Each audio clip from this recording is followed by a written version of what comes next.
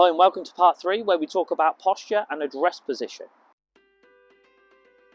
Now by now, hopefully you've been to the range a couple of times and you've practiced this wrist hinge that we did in part 2 where we're taking this club to this position and then we're hitting balls. So it's important that you've completed part 2 or at least had a go at part 2. We've learned the grip so far and we've also learned the wrist hinge, so the start of our backswing. Now today we're going to talk about posture and address position, and I'm going to talk to you about posture first and foremost. Now posture's mega important in our day-to-day lives, but we don't think about it day to day. You don't think about posture when you're sat on the couch. You don't think about posture when you're driving your car or sat behind your desk at work. It's so important that we've got a good posture for our spine health and longevity. Now in golf it's no different, because what it does is it's going to create longevity in the game for us and it's going to reduce the risk of injury. So what I want you to do is I want you to take your grip and I want you to stand with the club in front of you pointing up to the sky like this. And I want you to stand up nice and straight so your spine angle is nice and straight.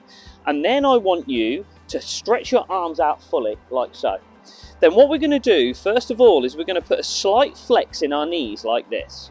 We're going to pull our shoulders back and then we're going to tilt forwards from our hips. We're not going to tilt with our back, we're going to tilt forwards from our hips like this, so you stick your bum out. We go flex of the knees, shoulders back, bum comes out, club goes down, and we get that club down to the ground like that. We try to keep the chin up, which maintains the spine angle in the neck as well. So if you see me there in that position, my spine angle should be looking nice and straight in that position there. Another good way of checking this is we can actually use this club and we can put the club on our back and on our head, almost touching the top of our bum there. It's touching our back and it's also touching the top of my head, and I'm in that position. So what I want you to do is I want you to practice this posture. I want you to just repeat. I don't want to see you hunched and standing over the ball with your hands low and looking like this, because this goes hand in hand with our address position, which we're going to talk about now. So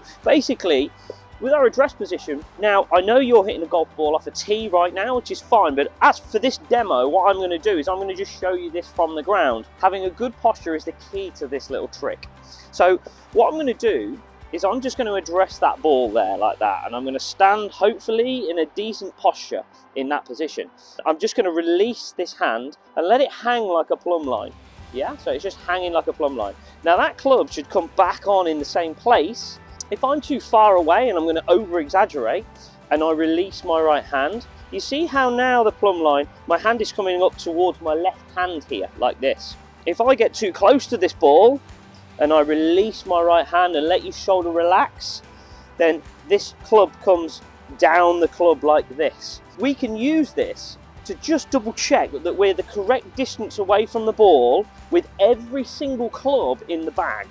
It's going to help with your ball striking, and inevitably you're going to start improving quicker if we can strike the ball out the middle of the club face more often. Thanks for tuning into part 3. Don't forget to subscribe, and by now you should have the correct grip.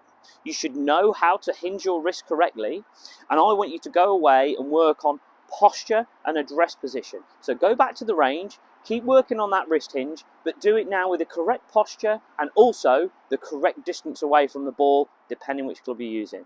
And I'll see you in part 4 where we start to look at weight transfer.